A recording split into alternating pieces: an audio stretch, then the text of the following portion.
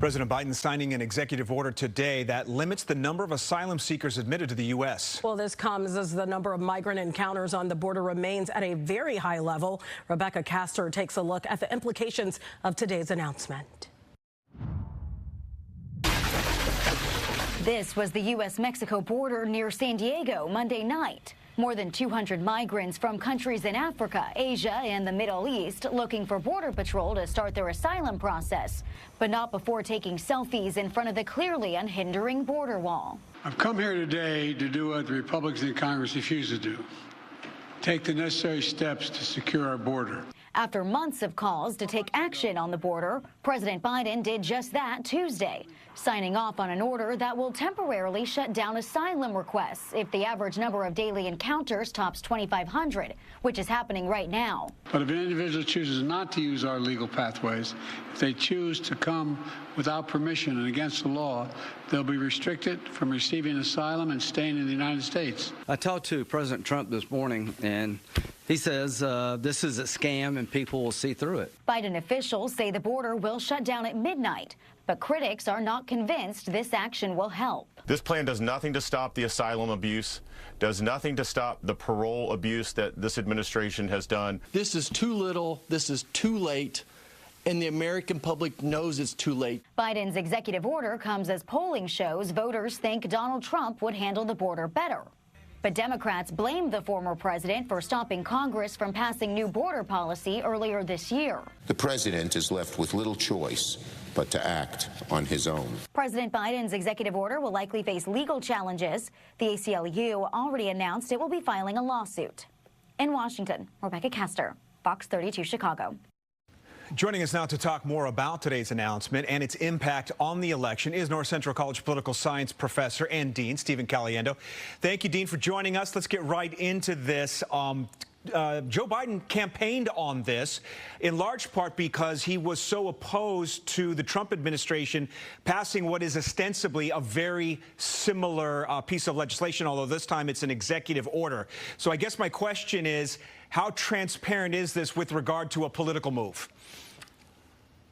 Well, it's a political move for sure. I mean, anytime presidents act in any kind of a way that's perceived as being bold, whether you like it or not, in a first term, it's political because they're going to run on it, certainly in an election year. And then when you add on top of that, that this is an issue that he's been beat up on because the number of folks who have crossed the border, particularly in the last year after Title 42 expired, was much greater than what we've had in the last administration. And so there's no question that it's political. I will say, though, that what President Biden ran on was comprehensive immigration reform. This is not that. This is a stopgap. This is an executive order that is really just about border security. It is not about immigration reform. I think what President Biden hoped was that Congress would work on something because it's going to have much more meaning. It'll be much longer lasting and better funded if it comes through Congress. And as Rebecca mentioned in her piece, that did not happen. You mentioned there that President Biden has been beat up when it comes to immigration. This is really a huge move that we're seeing him make. Does this bring Biden more in line with Republicans when it comes to border issues?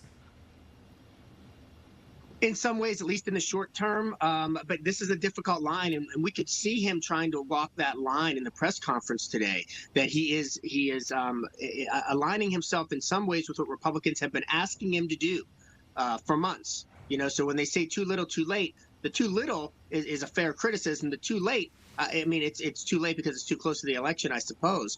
But a lot of this is in line with what they want to do. On the other hand, he's being very much criticized by progressives in his own party for having a policy that is so similar. It's not identical, but it's similar in many ways to the executive orders that Donald Trump had during his administration. And so it's very interesting that even though it's close to what President Trump had did, it's not the same. So the conservatives can criticize him there. And because it's so close to what President Trump did, leaves room for the progressives to criticize him from that end. And it's very interesting, at least from where I'm sitting, that we are, a couple months out from the DNC, and optics are everything.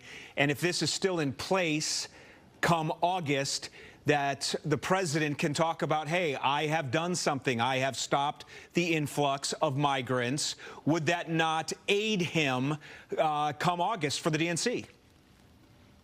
I mean, it will in a lot of ways, although as we're expecting, we're going to have protesters from the left and the right here. And so while it would aid him in terms of independents and moderate Democrats, it'll probably hurts him for more progressives and folks on the left end of the spectrum who will be certainly showing up in Chicago in that week as well. So I think it's all about calculations about where you need to fall with respect to those key states, and the voters are going to make a difference in those key states. All right. Always, you are right on point when it comes to understanding these issues. Professor Stephen Caliendo, also Dean, thank you so much for joining us today. Have a great night, you too. All right. You do the same. Well, let's